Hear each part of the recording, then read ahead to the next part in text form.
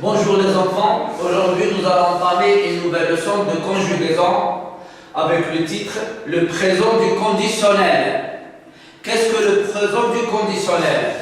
Alors on emploie le présent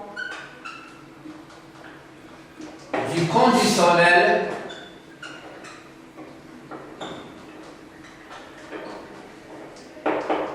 pour exprimer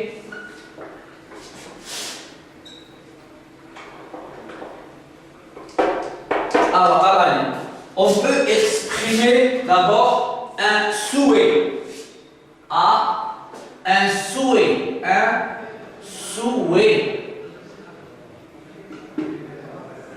Lorsqu'on veut exprimer un souhait, on doit employer le conditionnel. Exemple, nous souhaiterions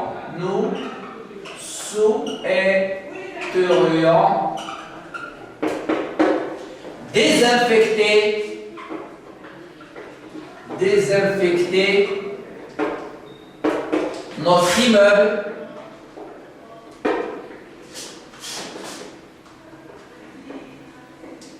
demain. J'explique, ici nous avons un souhait, celui de désinfecter notre immeuble du virus Covid-19. Alors nous avons employé le verbe souhaiter au conditionnel présent, et je vais mettre en valeur la terminaison R-I-O-N-S. Pourquoi le conditionnel ici? Parce que c'est un souhait. Deuxième exemple, je vais mettre le deuxième exemple. J'aimerais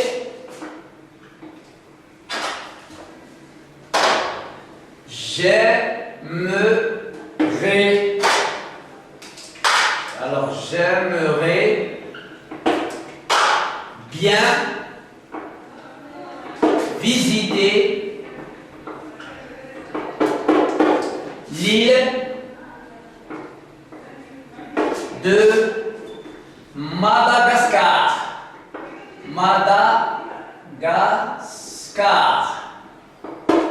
Alors, Madagascar est une île qui se trouve en plein océan Indien. Elle n'est pas en Afrique comme beaucoup le pensent.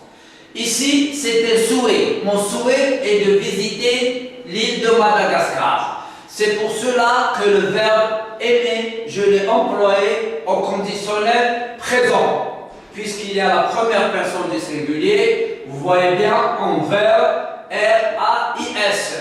À la première personne du pluriel, j'ai mis R-I-O-N-S. À la première personne du singulier, R-A-I-S. Donc, premier cas, le présent du conditionnel, on l'emploie pour exprimer, alors je souligne, A, un souhait, B, une hypothèse. B, une hypothèse. Une hypothèse. Qu'est-ce que ça veut dire une hypothèse? Une hypothèse est un fait qui peut se produire ou ne pas se produire. Je répète, une hypothèse, c'est une éventualité d'un fait qui peut se produire ou ne pas se produire. Premier exemple, selon les experts de l'ONU, 500 millions de personnes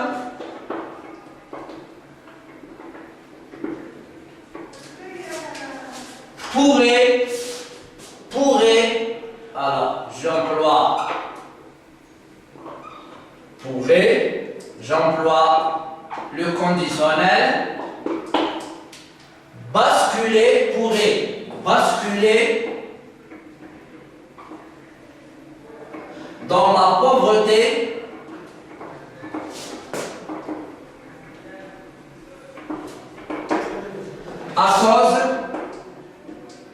à à cause du coronavirus. Du coronavirus. J'explique. Selon les experts de l'ONU, l'ONU c'est l'Organisation des Nations Unies, 500 millions de personnes pourraient basculer dans la pauvreté à cause du coronavirus. Pourquoi les experts de l'ONU n'ont pas employé le présent et n'ont pas dit peuvent? Ils ont dit pourraient, ils ont employé le conditionnel parce que c'est une hypothèse, c'est une éventualité. Ils ne sont pas sûrs. C'est pour cela qu'on a employé le verbe pouvoir à la troisième personne du pluriel. Et comme vous pouvez voir, la terminaison, c'est R-A-I-E-N-T. Je répète, à la troisième personne du pluriel, au conditionnel présent, R-A-I-E-N-T. Je répète une deuxième fois. Pourquoi ici on a employé le conditionnel? Parce que les experts de l'ONU ne sont pas sûrs. C'est une éventualité, c'est une possibilité, c'est une hypothèse. Et c'est pour cette raison qu'on a écrit, selon les experts de l'ONU, 500 millions de personnes, ce qui est beaucoup énorme, pourraient basculer dans la pauvreté à cause du coronavirus. C'est-à-dire qu'ils pourraient devenir pauvres alors qu'ils ne l'étaient pas. Nous allons voir maintenant le troisième. Alors, A, B, C. Alors, on emploie le présent du conditionnel pour exprimer un souhait, une hypothèse et une action soumise à une condition. Une action soumise à une condition.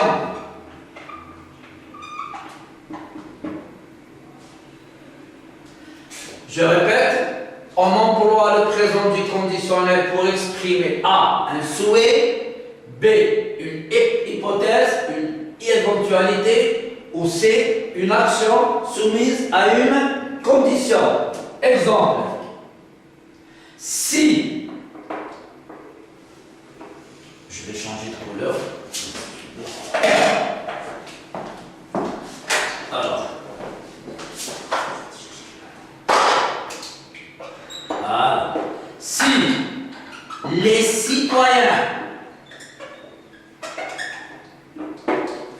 Si les citoyens étaient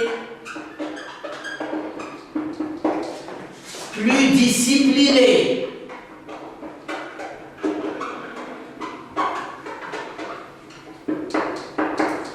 virgule, il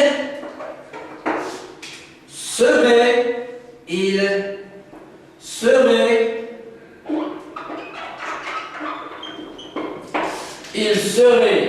tous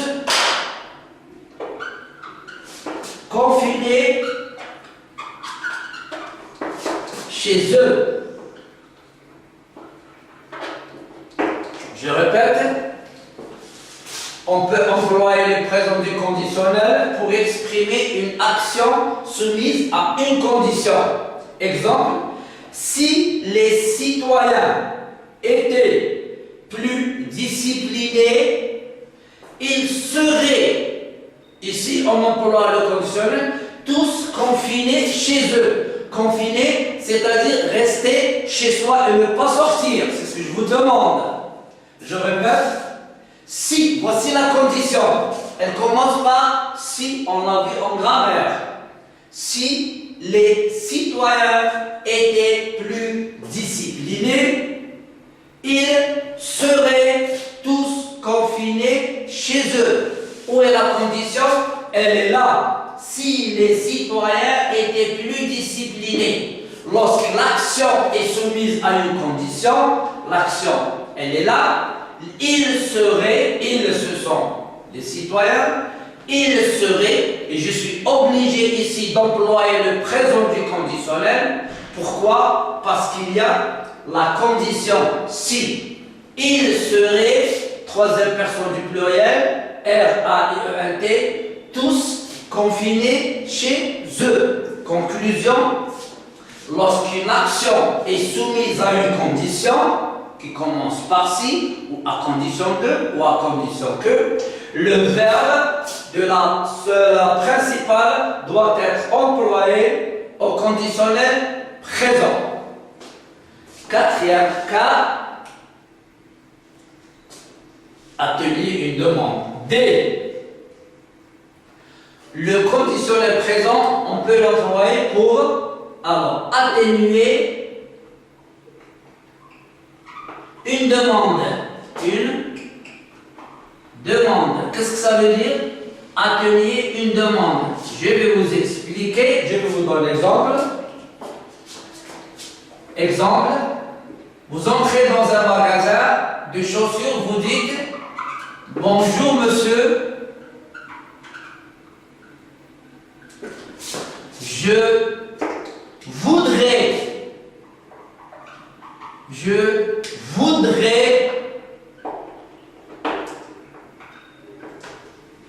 des mocassins noirs. Bonjour monsieur, je voudrais des mocassins noirs.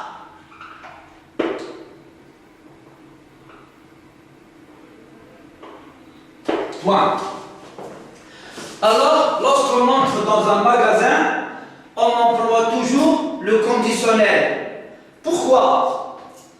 Pour deux raisons. La première, c'est par politesse. Et la deuxième, qu'est-ce que ça veut dire atténuer une demande? Lorsqu'on dit bonjour monsieur, je voudrais des mocassins noirs. On emploie le conditionnel. Pourquoi? Imaginez que vous entrez dans un magasin et vous dites bonjour monsieur, je veux des mocassins noirs. Si vous dites je veux, ça devient, c'est comme si vous aviez exprimé un ordre. Il se pourrait que le vendeur vous dise monsieur, on n'en a pas. C'est pour cela qu'on emploie le conditionnel pour atténuer une demande. Je répète, j'emploie le conditionnel présent aussi pour atténuer une demande.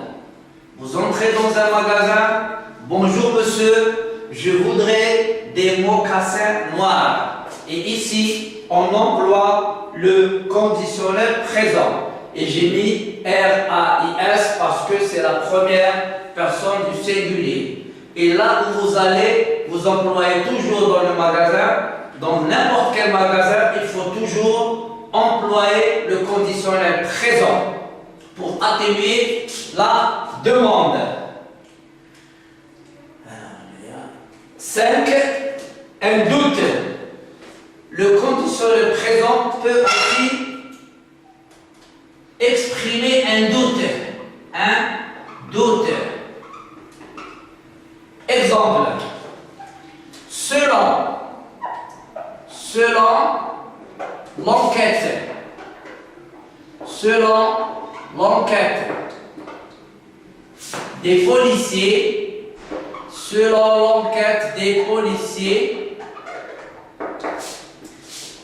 le voleur serait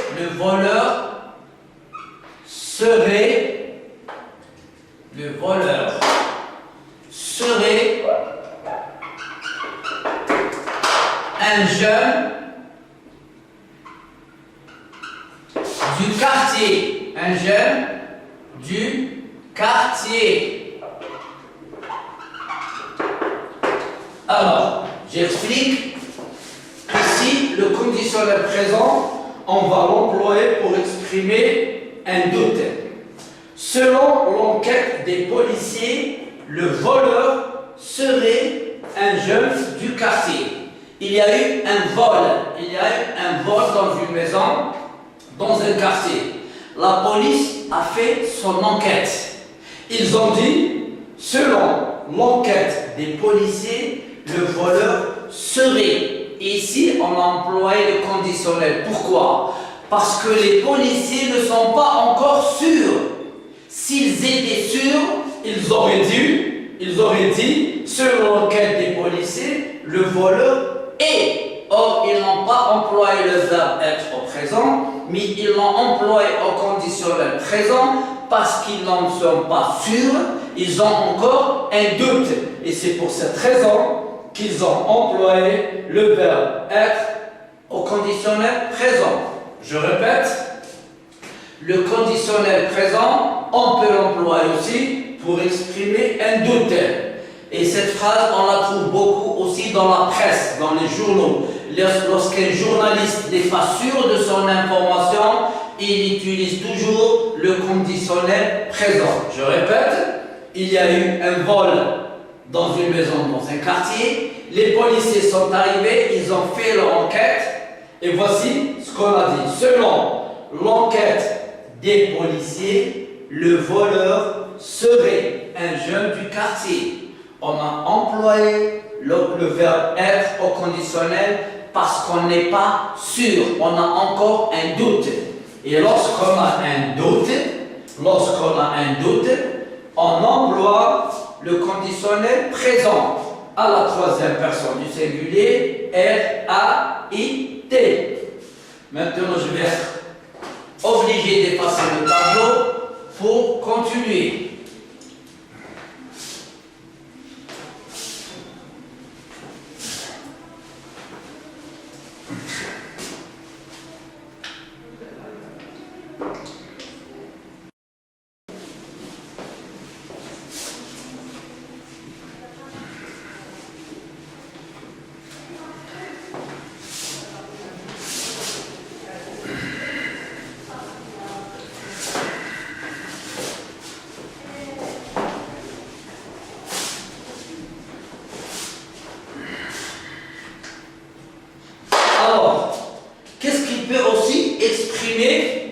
Il peut aussi exprimer un reproche. Un reproche. Tu reproches à quelqu'un une chose.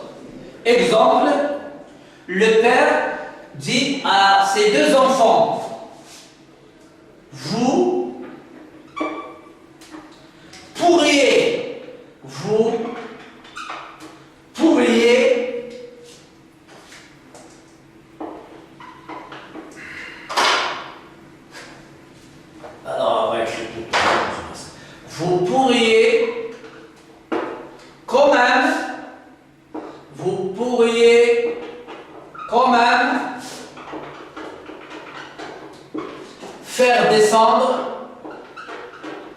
faire descendre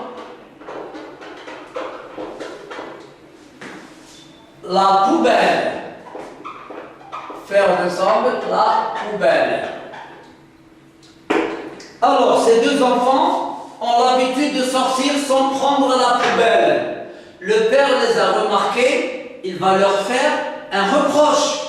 Qu'est-ce qu'il va? Il ne va pas leur dire vous pouvez. Il va leur dire vous pourriez quand même faire descendre la poubelle puisque vous allez sortir. Lorsqu'on veut exprimer un reproche, on emploie aussi le conditionnel présent. Et c'est pour cette raison que ce père n'a pas employé le présent de l'indicatif, mais il a employé le présent du conditionnel pour montrer à ses enfants qu'il leur fait un reproche. Et c'est pour cette raison qu'il leur dit vous pourriez quand même faire descendre la poubelle, c'est-à-dire vous n'allez pas sortir sans prendre avec vous la poubelle. Je répète, le conditionnel présent peut aussi exprimer un reproche, comme dans cette phrase où le père dit à ses enfants qui sortent sans prendre la poubelle, vous pourriez quand même faire descendre la poubelle. Il a employé le verbe avoir au conditionnel présent, deuxième personne du pluriel, R-I-E-Z. Un autre, le présent du conditionnel peut aussi exprimer un fait imaginaire. Un fait imaginaire. Qu'est-ce que ça veut dire un fait imaginaire? C'est-à-dire que l'on imagine, qui n'est pas réel. Exemple, il y a tellement Il y a. Je crois que je vais écrire en rouge, c'est mieux. Oui. Il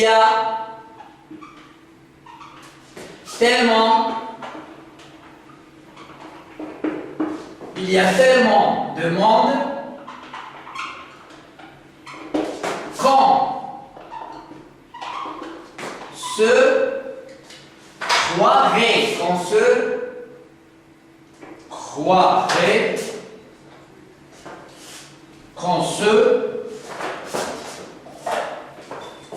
qu'on se croirait, voilà, qu'on se croirait dans un stade.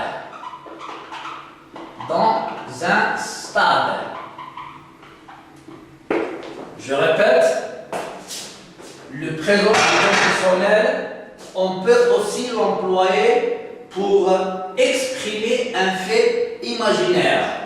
Vous entrez dans une supérette ou dans un magasin où il y a beaucoup de monde, qu'est-ce que vous allez dire? Il y a tellement de monde qu'on se croirait. Et ici, on emploie le conditionnel présent. Le verbe croire, on l'a employé au conditionnel présent parce qu'on a imaginé. C'est un fait, nous ne sommes pas dans un stade. Mais il y a tellement de monde qu'on a cru qu'on était dans un stade. Je répète, le présent du conditionnel peut aussi exprimer un fait imaginaire.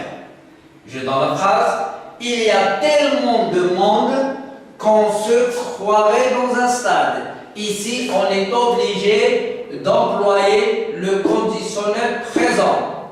Et pourquoi on a mis RAIT? Parce qu'il y a le pronom personnel en qui peut remplacer il ou elle à la troisième personne du singulier. Rappelez-vous que on peut être remplacé par il ou elle à la troisième personne du singulier. Maintenant, je vais vous donner les terminaisons du présent du conditionnel. Alors, les terminaisons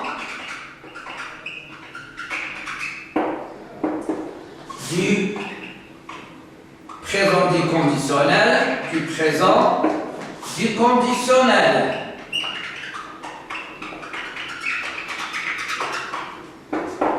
Sont. Alors, pour ne pas oublier les enfants, les terminaisons du présent du conditionnel, il faut toujours se rappeler les terminaisons de l'imparfait. C'est quoi les terminaisons de l'imparfait? C'est AIS, AIT, IONS, IEZ et AIENT. Ça, c'est l'imparfait. Mais puisque nous étudions le conditionnel présent, ce temps, certains grammairiens l'appellent aussi le futur dans le passé. On l'appelle le futur dans le passé, puisqu'on l'appelle aussi le futur dans le passé, et que les terminaisons du futur se terminent toujours par R, donc je suis obligé d'ajouter un R. Donc RAIS, RAIT, RIONS, RIEZ et RAENT. Je répète, les terminaisons du conditionnel présent, c'est le R plus les terminaisons de l'imparfait. Je répète, et n'oubliez pas, les terminaisons du conditionnel présent sont R plus les terminaisons de l'imparfait, c'est-à-dire RAIS, RAIT, RIONS, RIEZ, RAENT. Pourquoi? Parce que ce temps, le présent du conditionnel, est une action qui se déroule dans le passé après une autre action. Et on l'appelle le futur dans le passé. Avant de terminer, je vous donne un exercice à faire à la maison. Exercice numéro 2, page 115. Cet exercice est dans votre livre de lecture. Avant de terminer, je vais juste faire une petite récapitulation. Alors, le présent dit conditionnel est un temps que l'on emploie pour exprimer un souhait. Lorsque j'ai un souhait à faire, j'emploie le présent du conditionnel. Une hypothèse, c'est-à-dire une action qui est capable de se dérouler comme elle n'est pas capable de se dérouler. Une action soumise à une condition qui commence par si ou à condition que. Et pour atténuer une demande, lorsque vous faites une demande, vous devez toujours, par politesse, c'est pour cela qu'on dit atténuer, employer le conditionnel. Pour lorsque vous avez un doute, et c'est on appelle le temps de la presse. Les journalistes, généralement, lorsqu'ils ne sont pas sûrs, ils emploient toujours. D'ailleurs, certains disent cette information, on la met au conditionnel présent, c'est-à-dire qu'elle n'est pas à 100% sûre. On peut aussi l'employer pour exprimer un reproche ou un fait imaginaire. Et avant de terminer, je rappelle les terminaisons du présent du conditionnel. Rappelez-vous bien, conditionnel présent, R plus les terminaisons de l'imparfait. R plus les terminaisons de l'imparfait. N'oubliez pas de faire cet exercice numéro 2, page 115 à la maison. Il est sur votre livre. Et je vous demande de rester confiné chez vous, de réviser, de jouer, d'observer les règles d'hygiène, de vous laver régulièrement les mains avec du savon de Marseille ou avec du gel hydroalcoolique. Portez-vous bien et au revoir.